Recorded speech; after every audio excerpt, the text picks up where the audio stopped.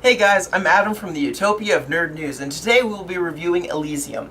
Now, Elysium is a sci-fi action movie geared more for adults than kids, just to give you the disclaimer to start with. It stars Matt Damon, who plays kind of a kind of not a stereotypical hero where he's like, yeah, I'm gonna go and save everyone and it'll be great.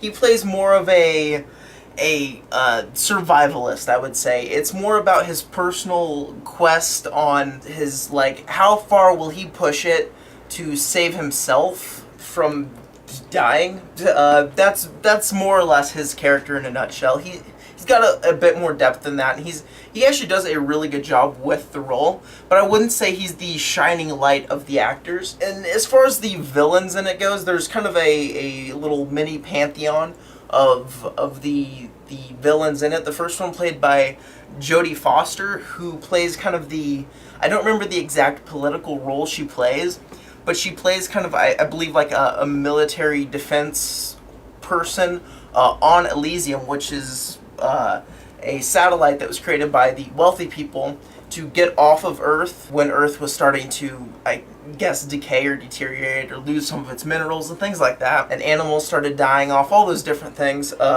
And she's the one whose job it is to keep them all safe up there. And from a first glance, you would think, well, like, oh, well, she's just like an evil lady trying to keep them out, but really she has a bit more depth than that.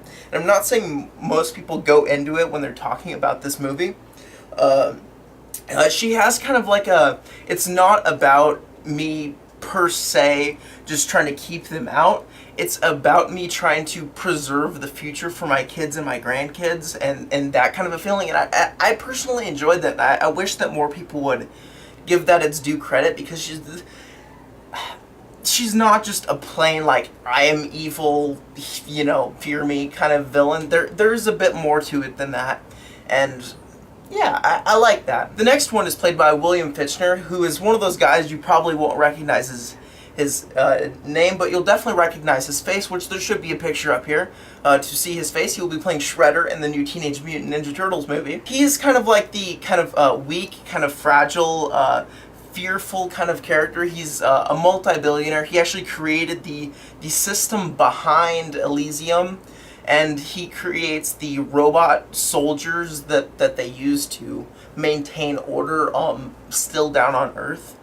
And it's also the place where Matt Damon's character works down on Earth, the factory, because he travels back and forth between a shuttle from Earth to Elysium. And the best character slash actor, in my opinion, for this movie was Sharlto Copley, who, I hope I'm pronouncing that right, I know it's South African.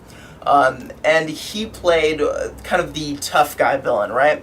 He was evil. He was actually really good. In fact, I would say he's right up there with Benedict Cumberbatch's Khan in Star Trek Into Darkness, which was my favorite part of that movie. As far as best villains we've had in recent history, at least this year. Just really good, really good. I loved it. He's kind of insane. He's not really, I shouldn't say, well, he's not a psychopath. He has sanity in there. He's not completely void of emotion. But what he is, he's almost a bit more like, just in terms of maybe trying to describe it to you, kind of like the Joker was in The Dark Knight, where he just kind of likes to roll the dice and sees what happens, and he's very crazy. They even describe that he's not all there in his head when they're describing his character when they first get to him. He's got like a really cool like sword, and he's got like a energy shield thing. It's pretty cool stuff. I really like him. I think he's the best part of this. When he's on the camera, he definitely steals the show. Just really good stuff from him, and I absolutely loved it. And the last one we're going to mention, I just have to throw this out there. She's not in it a whole lot, but it's Alice Braga. And I think she did a very good job. She's the love romantic interest for Matt Damon in this movie. She's only in it during like certain chunks of the movie, but when she's in it, she does a very good job, especially controlling her emotion and kind of showing what her character is and what she's all about. And that she's not just like the hopeless, heroine or whatever. She's a strong independent woman, right? And she does a very good job with her role. Now moving on to directing and I suppose the writing as well. They're both done by the same man, the creator of this movie, Neil Blomkamp, who is, I believe in my eyes and a lot of other people's eyes, the kind of future director for sci-fi stuff.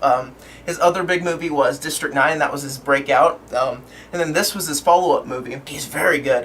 He was actually offered the third Star Trek movie in the post-J.J. Abrams Star Trek world, but he turned it down, basically stating that that's not his type of science fiction, which I thought is very cool, personally. There's some really cool things in this movie, starting with like some really good camera work.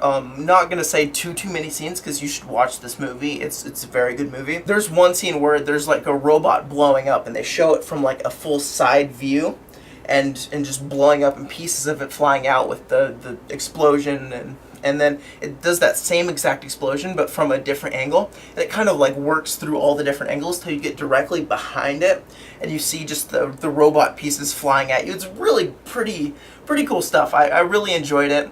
I also loved how there's a lot of creativity to the weapons and the killing and things like that. There's like like these little like shuriken grenades the guy throws, and they like hit somebody, it stabs them, and then they explode, and just a bunch of cool things like that. I really liked a lot of the creativity to the weapons and the way they decided to kill off other characters and different things like that. Definitely very good. I could definitely recommend this movie to 1 adult, 2 adult men, 3 people who love science fiction action movies, which there's not a ton of, especially like real science fiction where you're not throwing in like Star Wars and not Star Wars and Star Trek, but like superhero sci-fi, which is kind of the way the Avengers movies are going. And it's also nice to have like an original one, not like I was saying, Star Trek or Star Wars is coming up with some new ones. It's good to have some new blood, I guess. I don't think there's ever going to be a sequel to this because it had a very good closure, and I would almost feel like it would taint the movie a little bit if they did. But if they did, I would love it to be based on the rippling effects of what happened and what caused, or the after effects of the end of the movie, because some major stuff happens, and whenever major things happen in the world, none of it's ever 100% good, and you could definitely see how some of it could turn around and have a backlash. I would definitely, if they decided to make a sequel, that would be how they should do it.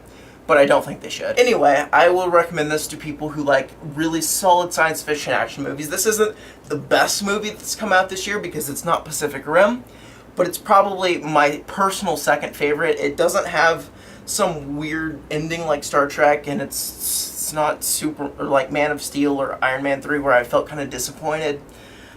It's definitely worth going to see in the theaters. It's a visual heavy movie, but they made it for under $100 million, so that's also very impressive in its own right. It costs less than half of what it cost for Man of Steel. So that's my video. Thank you for watching. If you have any questions or comments, down there in the section below, and I will get back to you as soon as I am able. And see you next time, guys. Bye.